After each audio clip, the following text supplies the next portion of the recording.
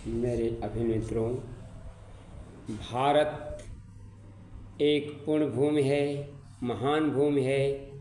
इस पूरी वसुधा पर यदि कोई देश है जहाँ अध्यात्म अन्वेषण अपने शिखर को वो उपलब्ध हो सका है तो वो है भारत। अत्यंत प्राचीन काल से यहाँ पर भिन्न भिन्न धर्मों के संस्थापकों ने अवतार लेकर सारे संसार को सत्य, आध्यात्मिक, सनातन, पवित्र धारा में सरोकार किया है।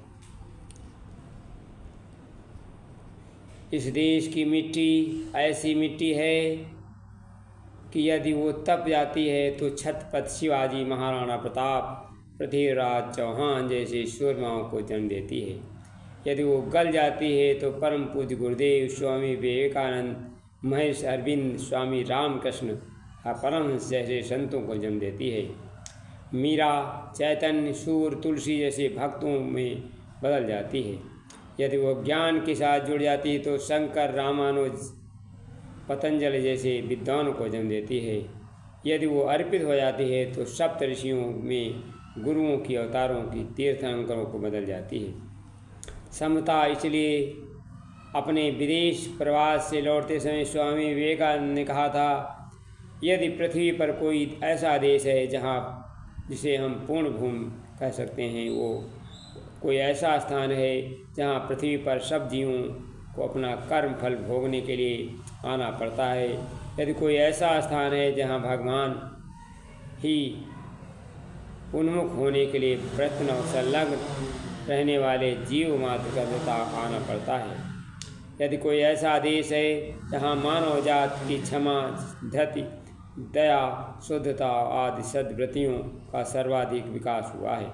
यदि कोई ऐसा देश है जहाँ आध्यात्मिक अन्वेषण और सर्वाधिक विकास हुआ है, वो है भारत भूमि।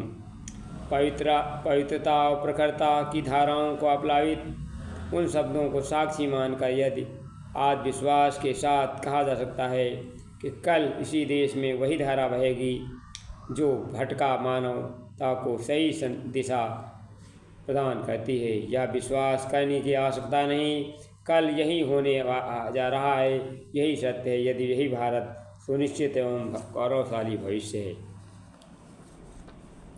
मित्रों, हमारे देश में बहुत ही असंख्य महापुरुष हुए। एक उदाहरण के माध्यम से प्रस्तुत करना चाहता हूँ। पवहारी बाबा एक महान संत थे। वे गाजीपुर में गंगा के पास एक निर्जन स्थान में निवास करते थे। स्वामी विवेकानंद अपने भ्रमण के दिनों में उनसे मिले थे और उनके प्रति गहन श्रद्धा भाव रखते थे। बाबा एक बार आधी रात के समय ध्यान कर रहे थे। उसी समय एक चोर उनकी कुटिया में घुसा। धातु के कुछ बर्तन और कंबल और कुछ कपड़े ही बाबा की कुल जमा पूंजी थी। चोर ने बर्तनों को उठाया और जल्दी से यहाँ से निकल भागने का प्रयास करने लगा। बाहर निकलने के लिए में जल्दबाजी में चोर के हाथ का एक बर्तन की कुटिया के दीवार से टकरा गया। आवाज़ सुनकर बाबा जी उठ खड़े हुए। यह देखकर वह चोर भयभीत होकर घनी झाड़ियों में होकर भागने लगा। बाबा अपने आसन से उठे। उन्होंने कंबल और कुछ वस्त्रों को हाथ में उठाया और चोर के पीछे भागने लगे। काफ़ी दूर तक पीछा करने के बाद आखिर चोर पकड़ा ही गया। चोर भय से काँप रहा था, मगर न तो उस पर मार पड़ी, न ही उसे पुलिस के हवाले किया गया। उल्टे बाबा ही चोर के चरणों पर गिर पड़े और हाथ जोड़कर बोले, आंखों में आंसू भरकर बोले, प्रभु, आप चोर के भेष में मेरी कुटिया में पधारे, पर आपने कुछ चीज़ें छोड़ दी थी, कृपया इन्हें भी अपने साथ ले जाइए। चोर भाव विभोर हो गया। बाबा के बारंबार आग्रह करने में वस्तुएं स्वीकार तो करनी पड़ी, परंतु यह उसके जीवन का महत्वपूर्ण मोड़ सिद्ध हुआ। संत ने एक अपराधी को भी ईश्वर तत्व में देखा। वह चोर भी संत के व्यवहार से इतना प्रभावित हुआ और साधना में डूब गया। आगे चलकर स्वयं भी एक अच्छे इंसान में बदल गया।